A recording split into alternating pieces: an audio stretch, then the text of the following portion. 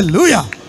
నువ్వు వచ్చినట్లుగా తిరిగి వెళ్ళావు అంటున్నాడు. రండి, ప్రభు పండుకొని ఉన్న స్థలమును చూచి త్వరగా వెళ్ళి ఆయన మృతులలో నుండి లేచి ఉన్నాడని ఆయన శిష్యులకు ఎట్లా వెళ్ళాలంట? అయ్యగారులు చెప్పండి. త్వరగా. దేవునికి స్తోత్రం. దావీదు ఎట్లా వెళ్ళాడు? త్వరగా వెళ్ళాడు. దేవునికి మహిమ కలుగును కాక. ఆ రెబెక్క కాదు, రాహేలేనా? రాహేలే అమ్మో డాడీ మీ చెల్లెలు కొడుకంట రానే వచ్చాడని చెప్పడానికి పరుగో. అక్కడ కూడా యాకోబు ఏం చేశాడు తెలుసా? రాతిని దొర్లించి గొర్రెలన్నిటికీ మందంతటికి నీళ్లు పోశాడు.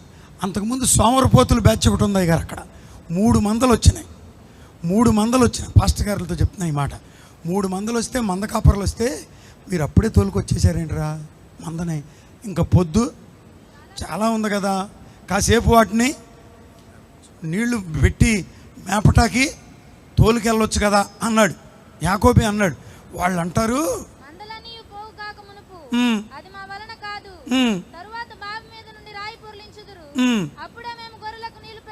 అంటే మనోళ్ళు పొర్లించరు అన్నమాట.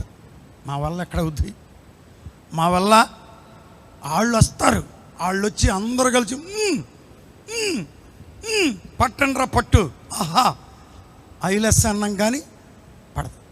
యాకోబు అన్నాడు, పిచ్చ మాటలు మాట్లాడమాకండి, అవన్నీ వేషాలు వేస్తున్నారు మీరని ఒక్కడే తీసి పక్కన పడేసి వచ్చిన దగ్గరకు వెళ్ళి అది ఒక్కడేనయ్య గారు. దేవునికి స్తోత్రం, హల్లెలూయా.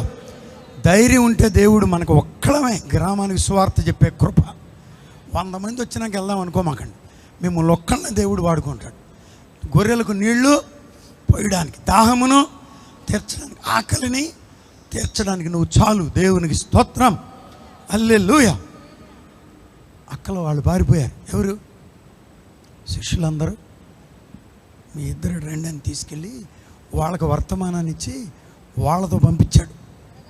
త్వరగా వెళ్ళి ఆయన మృతులలో నుండి లేచి ఉన్నాడని శిష్యులకు. ఆడపిల్లలు చెప్పొచ్చా?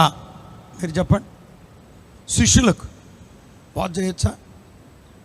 చెప్తే చెప్పొచ్చు, కానీ స్త్రీలకే బోధించాలని చెప్తున్నారు కొన్ని సహవాసాల్లో. కానీ నా బైబిల్లో ఏం రాయబడిందంటే స్త్రీలు పురుషులు, మామూలు పురుషులు కాదు, ఈ పురుషులు పుణ్య పురుషులు, అపోస్తులు. యేసయ్య తర్వాత ప్రపంచానికి సువార్త చేసిన హెమీలు వారికి అందింపజేశాడు. స్తోత్రం. మీరు సామాన్యులు కాదు, ప్రభు మిమ్మల్ని వాడుకుంటాడు, మిమ్మల్ని బలపరుస్తాడు. అసలు ఇంకో సంగతి చెప్పనా? రాహేలు గురించి అక్కడ చదివమ్మా. రాహేలు మీకు లాభాన్ని తెలుసా అంటున్నాడు. తెలుసయ్యా. యాకోబు అంటున్నాడు క్షేమంగా ఉన్నాడా అంటా ఉండగానే ఈ లోపు రానే వచ్చేసింది ఆ పిల్ల. ఇంతలో అతని కుమార్తె అయిన రాహేలు గొర్రెల వెంట వచ్చుచున్నదని చెప్పిరి. అతడు అదే తర్వాత చదువు, ఆమె గురించి చదువు. అతడు వారితో ఇంకా మాట్లాడుచుండగా రాహేలు తన తండ్రి గొర్రెల మందను తోలుకొని వచ్చెను. కొంచెం అయ్యగారులతో చెప్పాలి ఈ మాట. అన్ని జనులకు సువార్త చెప్పమన్నారు, కానీ మీరు కూడా ఎక్కువ వచ్చారని 2 మాటలు చెప్తాను. ఆమె ఆ గొర్రెలను మేపునది. అంటే కాపర్ ఆవిడేగా. అమ్మగారులు కాపర్లుగా ఉండొచ్చా? పురుషులే ఉండాలా? పురుషులే కాదు. ఇక్కడ ఎవరున్నారు? ఆమె తండ్రి గారు ఇంటికాడ ఉన్నాడంట. తండ్రి గొర్రెలను ఎవరు మేపుతున్నారు చెప్పండి? రాహేలే మేపుతుంది. దేవునికి స్తోత్రం, హల్లెలూయా. మీరు చెయ్యగలరు, సువార్త చెయ్యగలరు, సమాధిని దర్శించగలరు, రుజువులను పట్టగలరు. దేవునికి స్తోత్రం. శిష్యులకు బోధించగలరు. దేవునికి స్తోత్రం.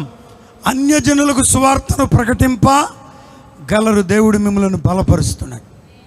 మాది ఉందయ్యా ఆడపిల్లలు అనమాకండి. ఆడపిల్ల ఇందిరమ్మ గారు, కానీ ఐరన్ లేడీగా పేరుంది. దేవునికి స్తోత్రం. వెనకమాలండి కైసాహాయ్ అనేవాళ్ళంట అప్పుడున్న మినిస్టర్లు అందరూ, పెద్ద పెద్ద ఎమాయిమీలు. కానీ ఆవిడ కనపడితే గజ వణికిపోతూ ఉండేవాళ్ళంట.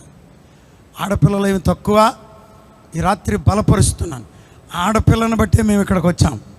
అంతేనా కదా? అయ్యగారు వాళ్ళ అమ్మగారు,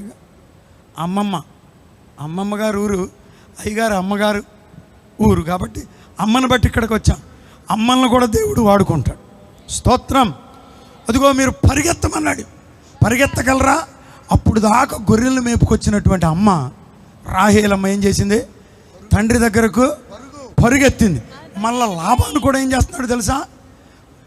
చెప్పండి. మేనల్లుడి దగ్గరికి పరిగెత్తుకొని, పరిగెత్తాలరా మనం? ఏంటి ఎట్లా నడుస్తున్నారు?